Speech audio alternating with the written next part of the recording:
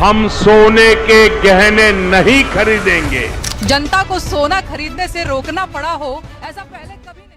हम लोगों की मेमोरी कितनी शॉर्ट लिव्ड होती है ना। चलिए एक सवाल पूछता हूं आपसे, पिछले 1 से 1.5 साल में जब गोल्ड कंटिन्यूअसली नए रिकॉर्ड्स बना रहा था, तब क्या आपने भी दोस्तों के कहने पर या न्यूज देखकर गोल्ड में थोड़ा बहुत इन्वेस्ट किया था? अगर किया था तो आज आप अचानक बड़े टेंशन में होंगे, क्योंकि पिछले कुछ हफ्तों से मार्केट में बिल्कुल अलग खामोशी देखने को मिल रही है। जो रिटेल क्राउड पिछले साल पीक प्राइसेस पर गोल्ड खरीदने के लिए लंबी लंबी लाइनों में खड़ा था, आज जब गोल्ड प्राइसेस लगातार नीचे गिर रहे हैं या थोड़े स्टेबल जोन में चल रहे हैं, तो लंबी लाइनें तो छोड़िए, कोई इस एसेट क्लास का नाम तक नहीं ले रहा। लोग अचानक टेंशन में आ गए हैं और हर दूसरा बंदा यही सोच रहा है कि क्या गोल्ड बेचकर निकल जाना चाहिए। मेरा जवाब बड़ा क्लियर है दोस्तों, जब गोल्ड कंटिन्यूअसली ऊपर जा रहा था तब आपको लग रहा था कि ये कभी नीचे आएगा ही नहीं, करेक्ट? पर सच तो ये है कि वो सिर्फ एक वर्चुअल गेन था, क्योंकि आपने उसे कभी कैश आउट ही नहीं किया था। तो फिर आज मार्केट जब एक टेम्परेरी चेंज दिखा रही है, तो आप अपने उसी वर्चुअल लॉस का डर देखकर रियल कैपिटल लॉस क्यों बुक करना चाहते हैं? इस वीडियो में हम कोई टेक्निकल बोरिंग टर्म्स यूज नहीं करेंगे। हम एकदम आमने सामने बैठकर एक बात करेंगे, स्ट्रिक्टली 3 बड़े पॉइंट्स पर। पॉइंट नंबर 1, गोल्ड अचानक गिर क्यों रहा है? इसके पीछे चल रहे 3 बड़े ग्लोबल सीक्रेट ट्रिगर्स क्या हैं? पॉइंट नंबर 2, हम गोल्ड को कंपेयर करेंगे निफ्टी के साथ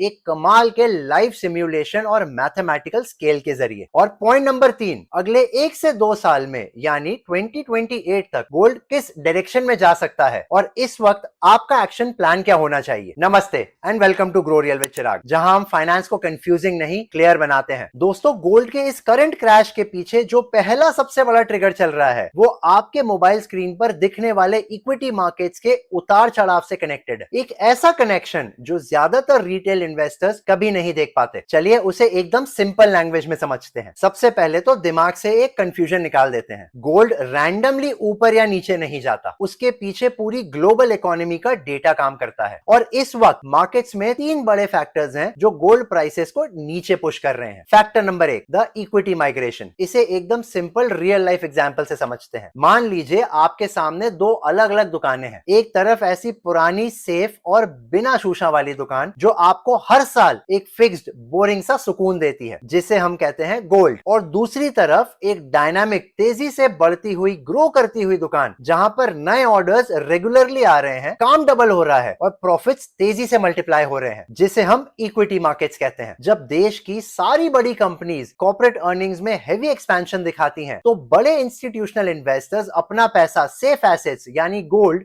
से निकालकर इन तेजी से बढ़ते हुए रिस्क ऑन एसेट्स यानी इक्विटी मार्केट्स में शिफ्ट करने लगते हैं। कैपिटल के इस माइग्रेशन की वजह से गोल्ड से डिमांड अचानक कम हो जाती है और प्राइसेस नीचे आने लग जाते हैं। Factor number 2, US federal interest rates and bond yields. ये दूसरा सबसे बड़ा फैक्टर है, जिसे हम ग्लोबल इंटरेस्ट रेट्स का स्टेबलाइजेशन भी कहते हैं। जब यूएस फेडरल रिजर्व और global central banks interest rates को हाई लेवल्स पर होल्ड रखते हैं, तो दुनिया के बड़े इन्वेस्टर्स को यूएस गवर्नमेंट बॉन्ड्स में बिना किसी कैपिटल रिस्क के एकदम सॉलिड गारंटी डील्स मिलने लगते हैं। अब गोल्ड अपने आप में कोई इंटरेस्ट या डिविडेंड डील तो देता नहीं है, तो जब सेफ बॉन्ड्स अच्छा इंटरेस्ट दे रहे हो, तो ये बड़े फंड हाउसेस गोल्ड को बेचकर अपना पैसा सॉवरेन बॉन्ड्स में शिफ्ट कर देते। Factor number 3, central buying fatigue, जिसे हम सेंट्रल बैंक्स की थकान भी कहते हैं। पिछले 2 सालों में दुनिया भर के सेंट्रल बैंक्स ने, भले ही वो हमारा आरबीआई हो या ग्लोबल इंस्टीट्यूशंस, उन्होंने रिकॉर्ड तोड़ गोल्ड बाय किया था अपने पास एक डिफेंसिव वॉल खड़ी करने के लिए। लेकिन इस साल जब उनका टारगेट एसेट एलोकेशन कंप्लीट हो चुका है, तो उनकी ये अग्रेसिव बाइंग स्लो हो चुकी है। जब मार्केट का सबसे बड़ा बायर ही थोड़ा शांत हो जाए, तो प्राइसेस का नीचे आना नेचुरल है। अब आते हैं एक बड़े सवाल पर, हमें कैसे पता चलेगा कि गोल्ड और कितना सस्ता हो सकता है, या फिर क्या ये इक्विटी मार्केट के मुकाबले सस्ता है या महंगा? इसको मेजर करने के लिए एक लाइव सिमुलेशन और स्केल है। आइए उसे समझते हैं। एक रियल वर्ल्ड मैथ देखते हैं, जिससे आपको क्लियर समझ आ जाएगा कि पिछले 1 साल में पर्दे के पीछे क्या चल रहा था। मान लीजिए 1 साल पहले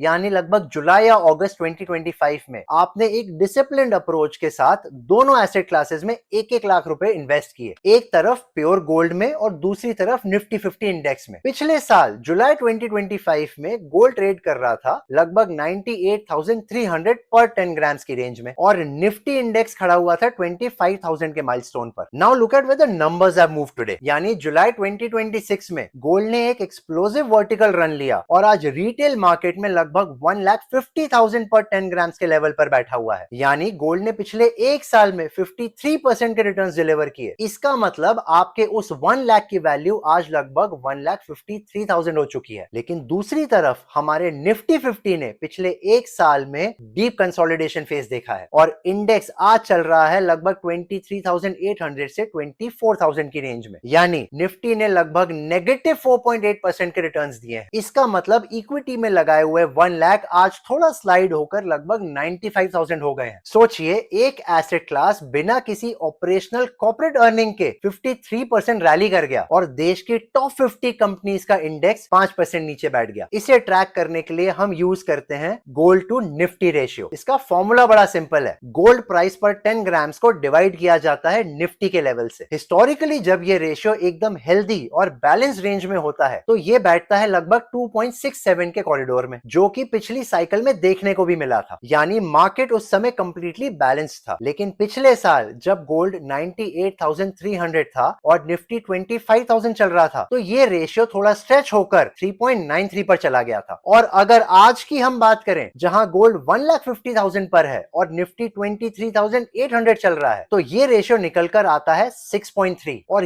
यही वो सबसे बड़ा कॉशन साइन या डेंजर इंडिकेटर है। इतिहास गवाह है दोस्तों, जब भी गोल्ड टू निफ्टी रेशियो अपने नॉर्मल मीन से इतना ज्यादा एक्सटेंड हो जाता है तो वो साफ सिग्नल देता है कि मार्केट में ओवरहीटिंग चल रही है। रबर बैंड इतना स्ट्रेच हो चुका है कि अब वो अपने ओरिजिनल स्टेट में वापस आएगा ही आएगा। इसे कहते हैं मीन रिवर्जन। गोल्ड सस्ता है या महंगा, ये आप स्टैंड अलोन प्राइस देखकर कभी नहीं समझ सकते। आज का ये 6.3 का रेशियो एक क्लियर वार्निंग बेल है कि गोल्ड एसेट पैरामीटर्स के मुकाबले बहुत ज्यादा ओवरप्राइस कॉरिडोर में ट्रेड कर रहा है। इसलिए ये ड्रॉप और range bound movement accidental event नहीं है, ये मार्केट का एक नेचुरल कूलिंग मैकेनिज्म है जो ओवर वैल्यूएशन को परफेक्टली करेक्ट कर रहा है। तो फिर सवाल यह आता है कि इस कॉशन साइन के कारण अगले 1 से 2 साल में होने क्या वाला है। क्या गोल्ड यहां से एक और बड़ा क्रैश दिखाएगा या फिर ऐसे ही रेंज बाउंड रहेगा जहां पर हमें चुपचाप पोजीशन एक्यूमुलेट करते रहनी चाहिए। चलिए इस पूरे एनालिसिस का एक फॉरवर्ड लुकिंग और हाई स्टेक्स पार्ट को समझते हैं। अगले 1 से 2 साल में यानी 2027 से 2028 के होराइजन में गोल्ड से क्या एक्सपेक्ट किया जा सकता है। हमें शॉर्ट टर्म ट्रेंड्स को कंप्लीटली बाईपास करना होगा। अगर आप पिछले कुछ सालों का डेटा चेक करेंगे तो गोल्ड ने हर बड़े क्रैश और कंसोलिडेशन के बाद हमेशा अपने हिस्टोरिकल मीन यानी 9 से 10% का